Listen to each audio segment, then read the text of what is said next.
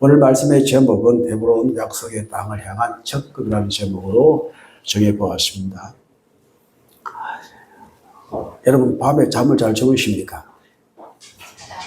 60이 넘어가니까 이 밤잠이 힘든 것 같아요. 그래서 이게 뭐가 변하다 말을 많이 하는데 그것도 있겠지만은 여러분 다 직업이 있잖아요. 그것 때문에 살아가시잖아요. 제가 하는 일은 무엇입니까? 말씀을 전해드리기 때문에 일주일 내내 이 말씀 가지고 쉬다가 또 자다가 또 다른 말씀 생각나면은 또 바꾸고 하다 보니까 계속 이제 몸이 축나는 건지 아니면 지친 건지 모르겠지만 그러나 이 시간이 제게는 가장 기쁜 시간입니다. 준비한 모든 말씀을 쏟아붓는 시간이니까 또 여러분의 기도를 그래 해주시니까 이때 제가 힘이 납니다. 자, 들어가면서 오늘은 가정주일입니다. 가정이란 부부부터 시작합니다. 또 가정의 중심은 부부가 됩니다. 또 가정을 세우신 분은 하나님이십니다. 창세기 2장 24절 말씀에 기록되어 있습니다. 그래서 가정주일을 맞이하여 선택한 본문은 오늘 읽은 말씀 창세기 23장입니다. 첫 출발은 사라의 죽음입니다.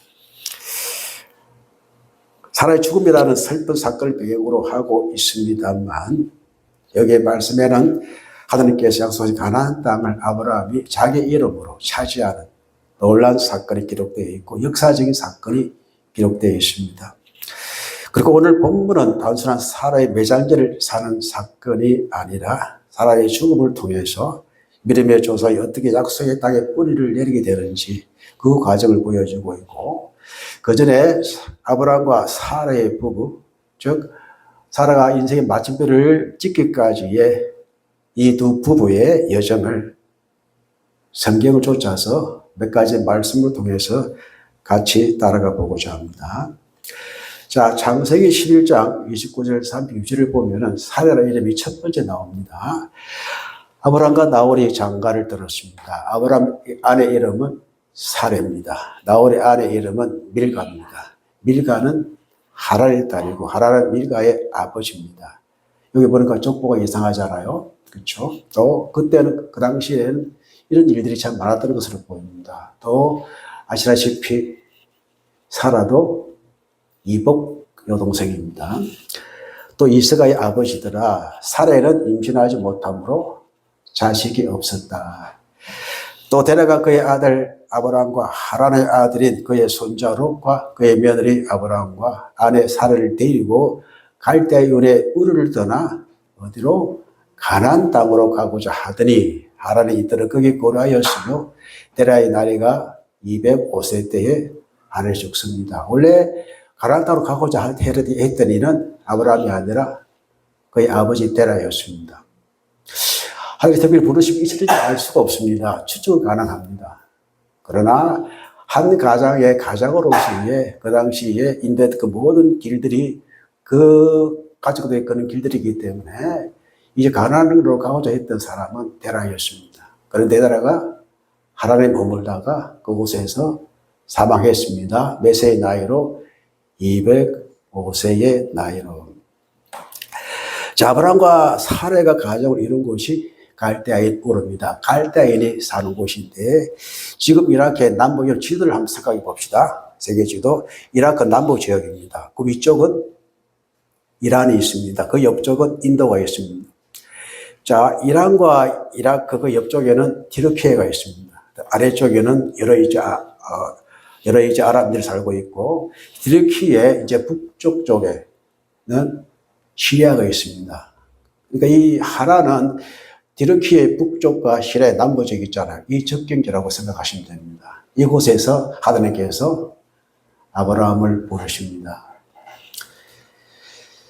자, 이렇게 말씀을 부르십니다. 창세기 12장 1절과 2절. 우리가 너무나도 잘 아는 말씀입니다. 여호와께서 아브라함에게 이르시되 너는 너의 고향과 친척과 아버지 집에 떠나 내가 네게 보여줄 땅으로 가라. 내가 너로 큰 민족을 이루고 네게 복을 주고 내 이름을 창대하게 하리니 너는 복이 될지라. 하나님 하나님께서 아브라함에게 부르시면서 하신 약속의 말씀입니다. 먼저 너희의 고향과 친척과 아버지의 집을 떠나라고 하십니다. 가정은 무엇입니까? 부모로부터 떠나는 것으로 시작되어집니다. 창세기 2장 24절 말씀, 이러므로 남자가 부모를 떠나 그의 아내와 합하여 둘이 한 몸이 되는 것이 결혼이요 가정이 되는 것입니다. 그때 고향과 친족과 아버지 집에 떠날 때 아브라함의 나이가 75세였고 사라의 나이는 65세였습니다. 그리고 아브라함과 사라에게는 자녀가 없었다고 기록하고 있고요. 또 대신 하란의 아들 조카 롯을 이와이면은 이 아들이 자식 없기 때문에 우리 후손에 쓸겠다라는 생각도 했던 것으로 보입니다. 이런 상황입니다. 이런 상황 가운데 있는 이 부부에게 하나님은 땅을 주겠고 큰 민족을 이루게 하겠고 복의 권이 되게 하시겠다고 말씀을 하셨습니다. 아직 가보지 않은 땅입니다. 아직 소식이 없는 자녀입니다. 그리고 가능성이 없는 복의 권한입니다. 아무도 보이지 않는 하나님께 이렇게 약속을 하셨습니다. 이게 하나님의 축복이요 은혜의 부르심이 되는 것입니다.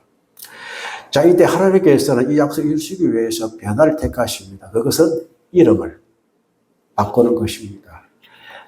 우르에 살 때 이름은 아므람이었습니다. 또 사레였습니다. 이 이름을 바꾸러 가는데 큰 변화는 없습니다. 아브라함이나 이름 비슷합니다. 사레나 사라 이름 비슷합니다. 그러나 외연이 확장됩니다.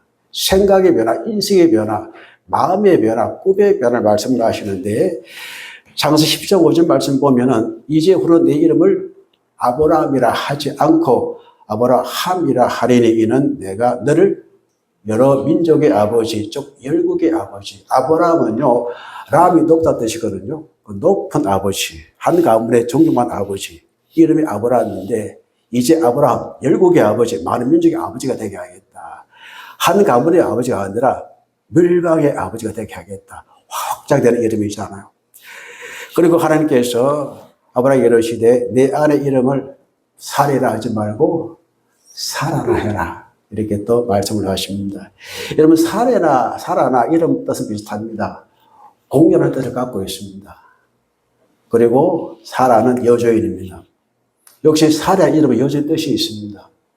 그러나 이것은 확장인데 사레는 나의 공주, 누구에게 속한 공주입니다. 여조인은 통이 크잖아요. 이끄는 사람이잖아요. 그렇기 때문에 사라가 누구에게 속하여 사랑받는 여인이 아닌 모두에게 존경받는 열국의 어미로서 외연을 확장해 만든 그런 이름으로 정해주셨습니다. 여러분 내 인생을 바꾸고 싶으면 생각을 바꾸시면 됩니다. 그게 안 되는 하나님께서 먼저 이름부터 바꿔라. 그렇다고 오늘부터 개명하시면 안 됩니다. 이름을 바꿔라. 이렇게. 즉 생각, 인식을 바꿔라라고 주님께서 먼저 시작하셨던 것입니다. 자, 사라의 이름의 변화를 생각해 보겠습니다. 사라가 있어서 나라는 존재는 내가 누구에 속겠다는 것을 의미하는 것이 아니라 아브라함과 동등한 언약의 자녀로 불러주신 것이라는 생각의 변화가 필요합니다. 여러분 누구의 아내, 누구의 남편, 누구의 엄마, 누구의 아빠가 아닌 나는 납니다. 여호와의 뜻이 무엇입니까? 나는 나다. I am that I am입니다. 나는 나다. 나도 마찬가지입니다. 지금 누구의 엄마, 누구의 아내, 누구의 아버지 이렇게 하지만 나는 납니다. 박창규는 박창규입니다. 내가 납니다. 하나님이 이런 나를 창조하신 분이 나의 하나님 되십니다. 자, 그래서 여호와의 말씀이 그에게 임하여 이르시되 그 사람이 내 성주자가 아니라 내 몸에서 날짜가 내 성주자가 되리라 하시고 아브라함의 몸에서 날 상속자는 누구의 몸에서 나야 됩니까? 사라의 몸에서 나야 되는 그 아들이 내가 축복하는 그 아들이요 약속의 자녀라고 말씀을 하신 겁니다. 하나님께서는 아브라함과 함께 사라에게도 같은 약속을 부르신 것입니다. 하나님과 나의 직접적인 언약의 관계를 맺고 사라가 축복합니다. 그래서 하라 이름은 아담이 지어주었습니다. 범죄한 후에 이제 너의 이름은 내가 하라 부르겠다. 그것도 이사였거든요. 하라 부르겠다. 그 뜻이 무엇입니까? 아담이 그의 아내 이름을 무엇이라? 하와라 불렀으니 그는 모든 산자의 무엇이 되리라? 어머니 되리라. 모든 산자는 누구에 태어납니까? 여자가 낳습니다. 그리고 사라는 모든 믿음의 어머니로 부르심을 받은 것입니다. 즉 하와는 모든 산자의 어머니로 불렀지만은 생명의 통도 불렀지만은 이 사라는 모든 믿는 자의 어머니, 약속의 어머니로 부르신 것입니다. 통이 더 넓어진 것입니다. 자, 그래서 사라의 측면에서 언제 사라가 행복했을까라는 생각을 해봅시다. 자, 창세기 17장 11절. 내가 그에게 복을 주어 그가 네게 아들을 낳아주게 하며 내가 그에게 복을 주어 그를 여러 민족의 무엇이? 여기에 내가 그에게, 그는 누구입니까? 사라입니다. 민족의 여러 왕이 그에게서 나리라. 아브라함이 엎드려 웃으며 마음속에 이르되 100세 된 사람이 어찌 자식을 낳을까? 사라는 90세니 어찌 출산하리요? 하나님의 말씀에도 불구하고 아브라함은 뭐라고 합니까? 자신의 현실적인 나이를 계산합니다. 또 사라의 현실적인 나이를 계산하면서 아브라함의 공감적인 이해를 합니다. 내 아내가 늙었습니다. 자, 우리가 다인에게 공감적 이해를 받는 것, 동정받는 게 여러분 행복하겠습니까? 아니잖아요. 그렇지 않습니까? 나를 이해해 주니까, 나를 사랑해 주니까, 나에게 무엇인가 내 마음을 알아주니까 이것이 과연 여성의 행복일까요? 이것이 남자의 행복일까요? 또 창세기 18장 11절 12절 아브라함과 사라 나이가 많아 늙었고 사라에게는 여성의 생리가 끊어졌다는 아이를 출산할 일이 없다는 것입니다. 사라가 속을 웃고 이르되 내가 노쇠했고 내 주인도 늙었으니 내게 무슨 즐거움이 있으리요. 사라는 듣고 살아왔습니다. 그걸 늘 들으며 살아왔습니다. 그 들은 것이 자기화되는 것입니다. 수용하는 것입니다. 그래, 나는 그런 사람이야. 나는 그렇게 되는 게 맞아. 이게 내 무슨 자야? 이게 내 팔자야 그러잖아요. 팔자성은 돌리잖아요. 아이고 내 팔자야 하잖아요. 하나님은 우리의 인생을 우리의 팔자에 넘기지 않으십니다. 그렇기 때문에 늘 들어온 바 정해진 사라 자식 육체의 현실을 수용했을 때의 사라 행복했을까? 그건 오히려 자괴감을 드는 마음이 아닐까라고 생각을 해봅니다. 그렇다면 사라에게 가장 행복했을 때는 언제였을까? 이 말씀을 같이 읽어보겠습니다. 아브라함이 그의 아들 이삭이 그에게 태어날 때에 100세라 사라가 이르되 하나님이 나를 웃게 하시니 듣는 자가 다 나와 함께 웃으리로다.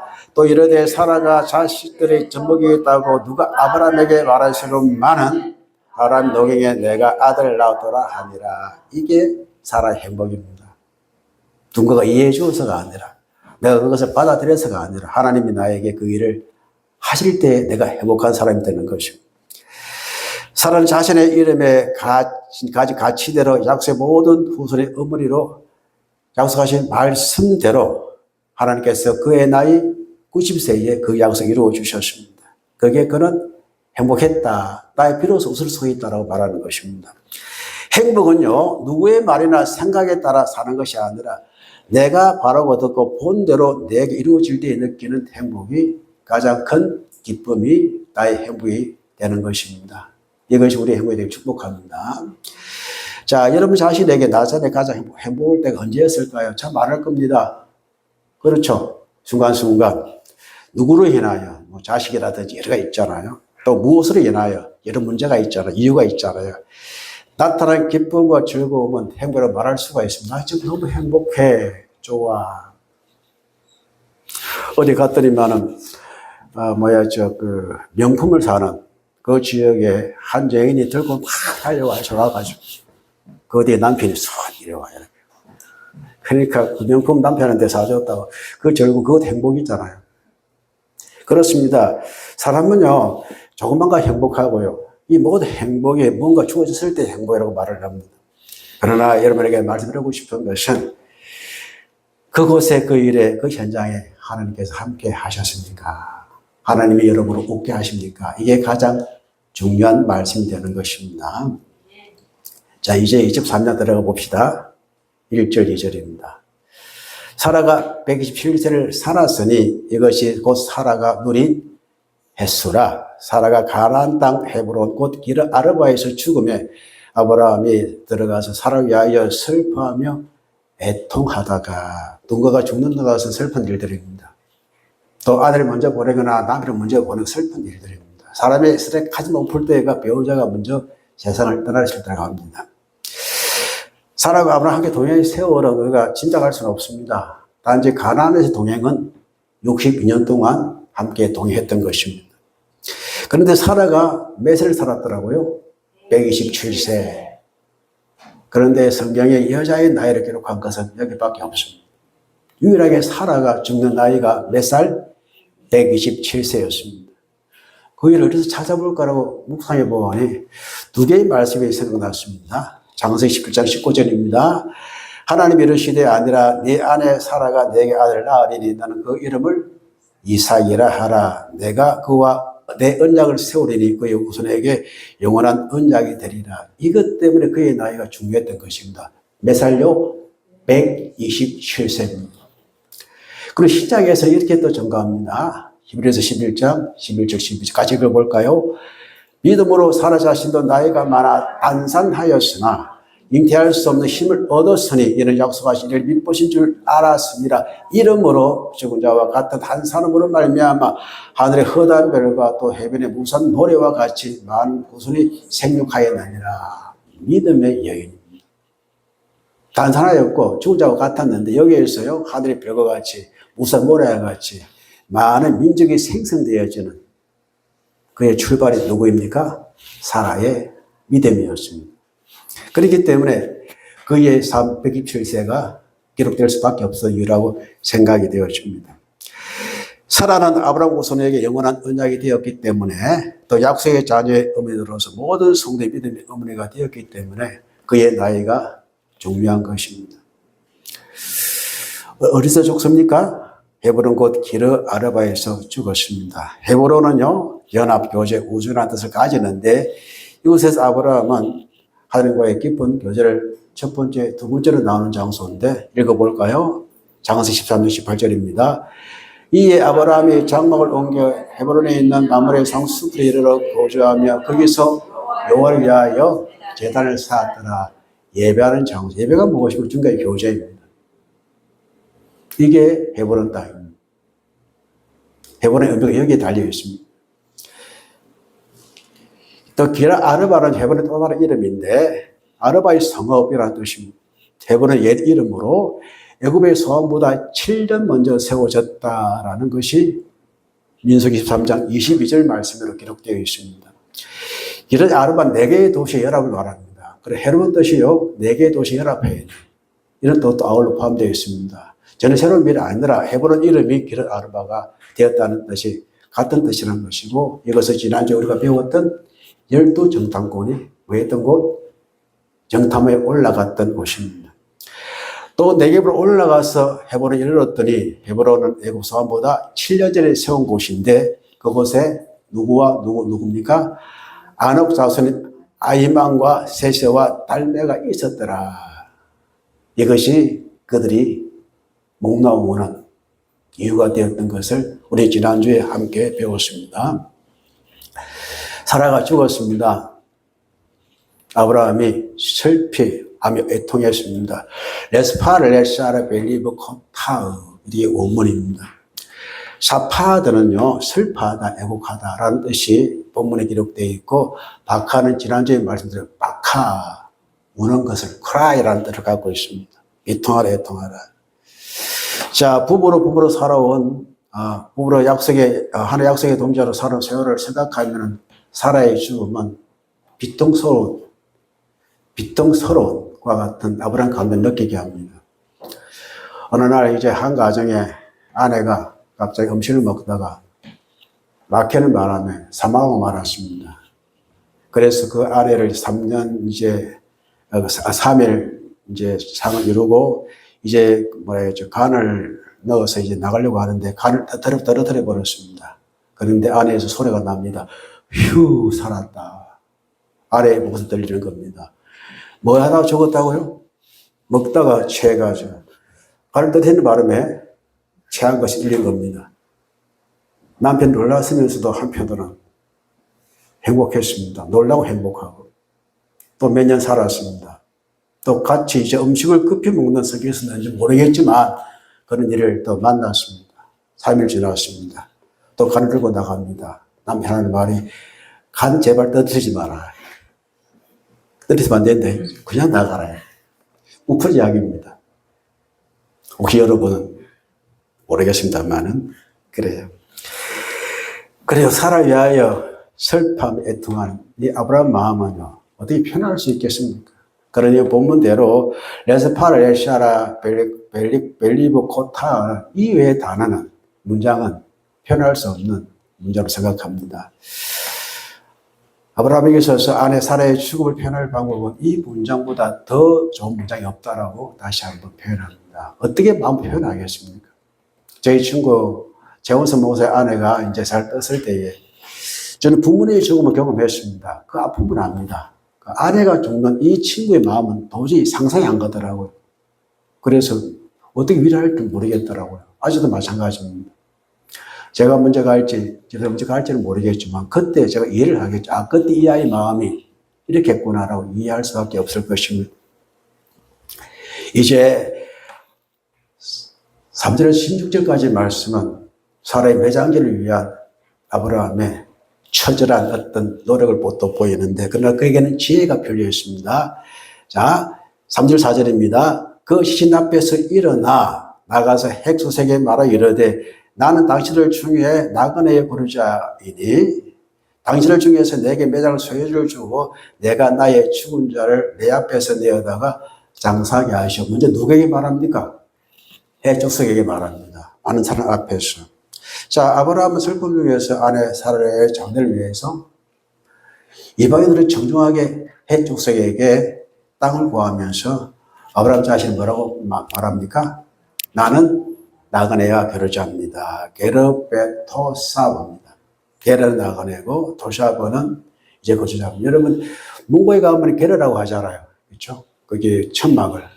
그러니까 천막 옮겨 다니면서 하는 목도 역할을 했는데 그렇기 때문에 그게는 올바른 거주가 아니고 지금 이 땅도 체류하는 사람이다. 그렇기 때문에 매장할 무엇이 없다?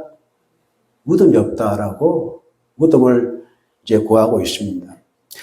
자, 이는 그 땅에 살고 있지만은 소유권 없는 존재입니다. 라는 아브라함의 표현입니다.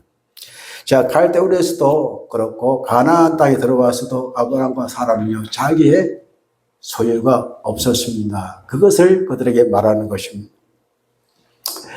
아브라함은 아내 사라를 향한 애절한 마음을 완곡한 그들 앞에 두고 있는데 5절 6절입니다. 해족속에 아브라함이 대답하여 이르되 내 주여 들으소서 당신은 우리 가운데 있는 하나님의 세우신 지도자이니까 우리 묘실 중에서 좋은 것을 택하여 당신의 죽은 장사하소서. 우리 중에서 자기 묘실에 당신의 죽은 자를 장사할 자가 없습니다. 장사할 금지할 자 없습니다라고 말을 합니다. 자, 아브라함 뭐로 말합니까? 하나님의 지도자라. 그러니까 아브라함이 어느 정도 명성은 있던 인정받는 사람이었던 것으로 보입니다. 그렇기에 나시라고 이제 그런 뜻을 쓰고 있는데 뭐라고 말합니까? 우리 묘실 중에서 좋은 것을 택하여 당신의 죽은 자를 장사하소서. 누구 묘실입니까? 우리 묘실입니다. 누구의 묘실입니까? 해족의 묘실입니다. 당신이 좋은 것 택하여 장사하라고 말합니다. 이 말은 묘실은 설 수 있지만은 당신의 소유는 될 수 없습니다. 그러니까 무슨 뜻입니까? 땅을 못 팔겠습니다. 그냥 나가리로 사십시오. 그런 뜻이 됩니다. 어찌 보면 좋은 뜻으로 보이잖아요. 그렇지 않습니다. 저는 목사이기 때문에 사람 말을 그대로 믿는 성향이 있습니다. 우리 배집사님이나 공집사님은 사업하는 사람이기 때문에 사람 잘 간파하죠. 대화하다 보면은. 그게 빠릅니다. 저는 말을 하면 100% 믿습니다. 집사람은 아니다 여보. 진심을 하는데 저는 진심을 몰라요. 애미거도 받아들입니다. 그러니까 사람이 진심은요, 남자보다 여자의 촉이 더 있는 것 같아요. 특히 사업자의 촉이 더 있습니다. 저는 나중에 밥 먹자 하면은 진짜 밥 먹는 줄 알고 있어요. 인사치레다. 그는 거절하는 거다. 다음에 만나서 식사를 식사 한잔 하지 말은 무슨 뜻입니까? 안 하겠다는 뜻이고 안 하겠다는 뜻입니다. 이제 그런 뜻으로 이제 그들은 말을 했습니다. 자, 그래서 또 이 아브라함 지혜를 배웁시다. 아브라함이 일어나서 그 땅 좀 해소를 향하여 몸을 굽힙니다. 그들에게 말하여 이르되 나로 나의 죽은 자를 내 앞에서 내어다가 장사하게 이르되 당신들의 뜻일진데 그렇게 말했잖아요. 그런 뜻이지 않습니까? 내 말을 듣고 나를 위하여 소알의 아를 에브론에게 구하여 그가 그의 반물에 있는 그의 막걸레고를 내게 주도록 하되 충분한 대가를 받고 그분을 내게 주고 당신들 중에서 매장할 소유지가 내게 하소기를 원하노라. 이제 하나 정했습니다. 누구의 땅입니까? 에브론의 땅입니다. 자, 나로 나의 죽은 자를 내 앞에 내어다가 장사하게 하는 일이 당신들이 좋다고 생각했으니까 참 고맙습니다. 그러나 나그네 가진 한계를 넘기 위해서 또 하나의 도전이 필요합니다. 그게 누구의 땅이 필요합니까? 에브론의 땅이 필요하니 그들에게 안내해달라. 자, 에브론은 세계 사세를 들어가고 있는데요. 에브론 성읍의 최고 통치가 아닌 것 같습니다. 아니고 그 지역에 어떤 어느 정도의 법적인 문제 해결할 수 있는, 그래 자기 땅만큼 팔 수 있는 그와 같은 역할을 했던 것으로 보입니다. 자, 그래서 협상하는데 에브론이 이제 해주 가운데 중에 이제 앉아 있다가 그 족속의 성문에 들어온 모든 자가 듣는 데에서 말을 합니다. 자, 먼저 아브라함이 누구에게 말했습니까? 아브라함이. 해족이 말했어요. 족속이 말했습니다. 그걸 누가 들었나요? 에브론 들었잖아요. 그런데 에브론이 백성 듣는 앞에 또 누가 말합니까? 이 정의는 누가 되는 겁니까? 핵족속이 되는 것입니다. 그렇죠? 그 정의들 앞에 에브론이 또 서서 말합니다. 아브라함에게 대답하여 이르되 내 주여 그리하지 마시고 내 말을 들으소서. 내가 그 밭을 당신에게 드리고 그 속에 굴도 내가 당신에게 드리되 내가 내 동족 앞에서 당신에게 드리오니 당신의 죽은 자를 장사하게 하소서. 자, 핵족이 그런 말을 하니까 그 말이 충분히 내가 공감하고 인정하니까 내 굴도 다 드리겠으니까 여기에 사전은 말고 장사하게 하소서라고 말을 합니다. 그러니까 지도자 인정을 받기 위해서는 백성의 말을 듣는 것도 지혜지 않습니까? 이걸 철저히 이제 지혜롭게 운영하는 아브라함 보게 되어지는데, 그러나 에브론은 핵조석에 대표하는 사람입니다. 저들의 호의가 진심이다. 그 사람의 말이 맞습니다. 나도 그렇게 할 의향이 충분히 있습니다. 라고 진심 위에 진심을 더합니다. 그러나 아브라함은 그곳을 정당한 대가를 지불하고 사기를 원했습니다. 아브라함의 목적은 무엇입니까? 사는 것입니다. 누구를 위하여? 아내 사라를 위하여. 자, 저의 진심이 있고 또 타인의 진심이 있습니다. 진심과 진심이 만났을 때 누구의 진심이 중요합니까? 자, 진심과 진심이 만났어요. 누구의 진심이 중요합니까? 저의 진심이 중요합니다. 진심이 서로 통하는 거라면 내 진심이 통하는 게 중요한 것입니다. 자, 해적 성도 하나의 진심이었어요. 어찌 보면은. 또 에브론도 진심입니다. 그러나 아브라함의 진심이 무엇입니까? 빌려서 장사하는 것이 아니라 내 소유를 삼아서 장사하는 것입니다. 이게 중요했던 것입니다. 그렇게 아브라함이 이에 그 땅의 백성 앞에서 몸을 굽히고 그 땅 백성이 어떻게 하는 데에서 듣는 데에서 에브론에게 말하여 이르되 당신이 합당히 여기심이 청하건대 내 말을 들으시오. 내가 그 밭값을 당신에게 주리니 당신이 내게 받으시오. 내가 나의 죽은 자를 거기에서 장사하겠다. 그 땅값을 주겠다고 말합니다. 누구 앞에서? 백성들 앞에서. 이것은 무슨 뜻입니까? 공정받아야 되잖아요. 그러니 백성 앞에 공정자를 내세우는 이게 필요합니다. 뒷말 나오지 않도록. 그래서 24절 16절 이 말을 하니까 에브론이 뭐라고 합니까? 내 주여 내 말을 들으소서. 땅값은 은 400입니다. 이게 중요한 게 아닙니다. 내 진심이죠. 내가 땅값을 400 받는 게 중요한 것이 아니라 내 마음이 중요합니다. 내가 이 땅값을 높여 불러서 파는 것이 아니라 그냥 이 땅을 그저 주는 것이 더 중요합니다. 나는 돈이 중요한 사람이 아닙니다. 이 뜻입니다. 아브라함이 에브론의 말을 따라 얼마를 줍니까? 400세겔. 이거는 그 당시 상인이 말하는 은 400세겔을 주었습니다. 그것도 달아 주었습니다. 이건 그 당시에 은전이 아니라 무게를 달아주는 그것이 화폐의 단위로 보입니다. 자, 가나안을 포함한 에브론 이 지역은 하늘께서 약속한 땅입니다. 그러나 지금은 아브라함 땅이 아닙니다. 그러나 후에는 아브라함이 차지할 땅이지만 지금 당장 필요한 것은 자기 땅이 아니기 때문에 사라의 매장을 위해서는 자기의 소유가 필요했던 것이 이 소유가 헤롯 땅에 출발이 되는 것입니다. 아브라함은 막벨라굴을 사기 위하여 은 400세겔을 지불합니다. 매우 큰 금액입니다. 사라의 매장지를 위해서 공정하고 정직한 거래를 통해서 약속의 땅으로서 자신의 확실한 기업을 만들려고 한 아브라함의 의지를 우리가 읽을 수가 있습니다. 400입니다. 이건 매우 상징적인 숫자가 되는 것입니다. 이스라엘 사람들 몇 년 만에 애굽을 나오죠? 400년 만에. 이 400이 숫자가 있다는 것입니다.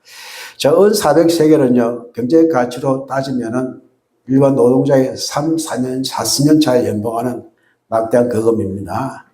당시 성읍 전체를 사는 금액이 6,000세겔입니다.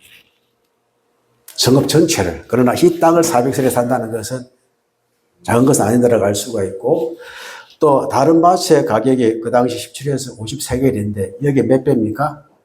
6배 가량 되잖아요. 이 돈을 얹어준다는 것은 진짜 비싸게 사는 것입니다.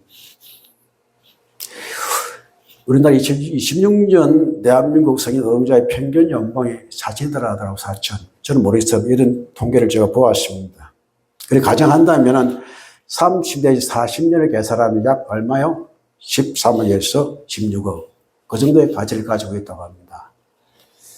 요즘 보면 빌딩 하나 값이라고 하면 되겠죠. 더 별을 모르겠지만. 그런데 아브라함이 에브론에게 지불한 은 40세겔의 단순한 땅값을 넘었습니다. 이방에 들어서 현지인들에게 아무리 뒷말이 나오지 않도록 이 돈을 주부로 말미암아 시세보다 더 훨씬 강하고 충분한 대가를 아예 현찰로 지불을 합니다. 그래서 더 이상 말하지 마. 이것은 누가 뭐래도 우리 땅이야. 우리 땅이라고 도장을 찍은 것입니다. 그래서 17절에서 20절 막벨라굴로 확보합니다. 자, 마벨의 앞 막벨라에 있는 에브론의 밭, 곧 그 밭과 거기에 속한 굴과 그 밭에 그 주위에 둘린 모든 나무가 그 성문에 들어온 모든 핵족쇄 보는 데에서 아브라함의 소유로 확정되었다. 빨간 글자잖아요. 난 설명해 드리겠습니다. 그 후에 아브라함이 그 아내 사라를 가나안 땅 마므레 앞 막벨라 밭굴의 장사였더라. 마므레는 곧 헤브론이요 기럇 야르바입니다. 이와 같이 그 밭과 거기에 속한 굴이 해쪽으로부터 아브라함이 매장할 소유주로 확정되었다. 앞에 18절 확정은요 구입이 되어졌다는 말입니다. 구입. 가득 확정인데 다른 뜻입니다. 첫 번째 구입 확정은요 이제 막 미크라를 해가지고 구입한 것을 의미합니다. 또 막벨라 이것은 겹치는 뜻을 갖고 있는데 이 막벨라는 아브라함 가문의 가족 묘지요. 또 미르미 조상들의 묘지가 되었지. 이스라엘 사람들의 유적지랄까요? 그런 이제 약속의 땅의 근거가 되는 것입니다. 그리고 밭과 거기에 속한 굴이 해쪽서로부터 아브라함이 매장할 수 있는 소유주로 확정되었다고 마침을 찍습니다. 이것은 쿰이라는 단어를 쓰고 있습니다. 거기에서 약속이 세워지는 이런 의미를 부과하고 있는 것입니다. 확정하고 확정된 삶. 그래, 이 말씀 통해서 우리에게 주어진 의미를 생각해 봅시다. 믿음은 바라는 것들의 실상이요, 보지 못하는 것들의 증거니 선인들이 이로써 증거를 얻었다. 약속은 소유로 나타나는 것이 약속입니다. 환상이 아닙니다. 하나님께서 아브라함 하나님께 주신 가나안에 주시는 약속을 믿었습니다. 그것을 아내의 장례를 통해서 자기의 땅으로 삼은 것입니다. 또한 우리에게 주신 하나님의 약속은 단순한 추상적인 관념에 머물러서는 안 됩니다. 우리의 삶의 현장에서 실질적인 소유로 열매로 나타나고 있는지를 생각해 보아야 합니다. 여러분 가고 있는 길이 하나님의 약속이십니까? 그래서 그 약속을 쟁차게 축복합니다. 아브라함 모르고 출발했습니다. 내가 하고 있는 직업이, 내가 가져야 할 직업이 그냥 그 주어진 직업이 아니라 내가 취해야 될 그와 같은 약속의 땅으로서의 가치를 생각하고 그것을 쟁취하고 살아가는 여러분과 제가 늘 축복하며 그것이 우리 후손들에게서 보여줄 수 있는 우리가 되어야 할 줄로 믿습니다. 둘째, 세상 속에 정직한 청지기가 되어야 합니다. 아브라함은 땅을 거저 얻으려고 하지 않았습니다. 비록 하나님과 약속이 있었지만은 그는 핵족속과 정직하게 거래했습니다. 믿음은 성실과 노력을 항상 동반합니다. 불법을 행하는 핑계가 믿음이 될 수가 없습니다. 정직하게 자신의 삶, 그만한 가치를 줄 수 있는 우리의 삶이 되어져야 합니다. 우리가 이 세상에 살 때에, 해본을 살 때에 세상 사람들이 인정받는 정직함과 품위가 우리 신앙의 증거가 되어야 할 줄로 생각합니다. 거저 얻는 것은 없습니다. 성실과 정직과 노력의 결과로 나타나기를 축복합니다. 그게 진과 연합을 통한 하나님의 약속이 실제되는 것을 보여줘야 합니다. 우리 가정, 나의 아내, 나의 남편, 나의 자녀, 나의 후손을 위한 나의 성실과 정직과 노력이 해버려서 나타나는 하나님의 약속이 되기를 축복합니다. 그만큼 나의 삶이 중요하고 나의 죽음조차도 중요한 사실입니다. 또한 헤브론에서 하나님과의 연합을 기억해야 합니다. 헤브론의 어미처럼 우리는 땅에서 예수하는 것이 아니라 그 땅에 하나님과의 연합과 교제하는 사람들이요 예배하는 사람들입니다. 아브라함이 살을 묻은 것은 끝이 아닙니다. 약속의 땅에 소망을 두었다는 증거가 되는 것입니다. 우리도 이 땅이라는 거친 땅에 살지만은 영원한 본향을 바라보며 오늘도 주님과 깊은 교제를 이루어가시를 축복합니다. 그리고 이 약속의 땅을 딛고 일어서야 합니다. 확정한 삶을 살아가야 합니다. 아브라함에게 막달라 굴은 나우사는 무덤이 아닙니다. 미래 약속에 대한 담보였습니다. 비록 지금은 나그네 저는 보일지라도 우리는 하나님의 약속 위에 서 있습니다.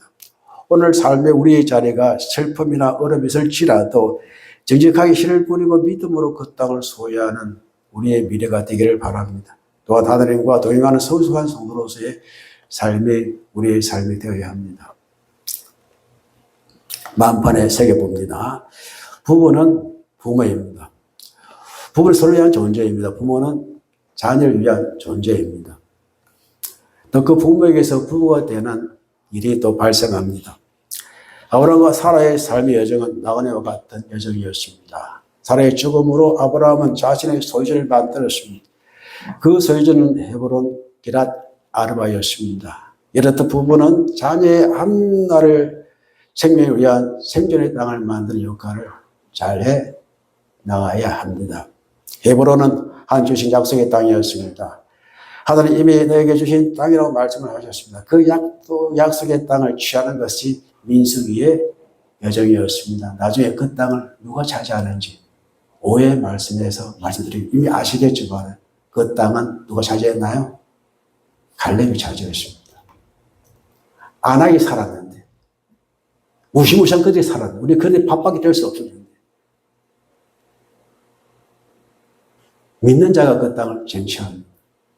오해의 갈렙을 한번 만나보겠습니다. 자, 이렇게 기대해 봅시다. 하나님 아버지 아브라함이 슬픔 중에서도 약속의 땅을 소유로서 믿음 지켰던 것처럼 우리도 이 땅에 살아갈 때에 하나님의 약속을 실질적인 삶의 열매로 증명하며 살게 하여 주옵소서. 그 다음은 여러분 읽어봅시다. 세상 속에서 정직하고 당당한 하나님의 자녀로 살아가며 주님과 헤브론의 깊은 교제를 나누게 하여 주옵소서. 네, 우리 이 제목 가지고 동성으로 하나님을 함께 만납시다.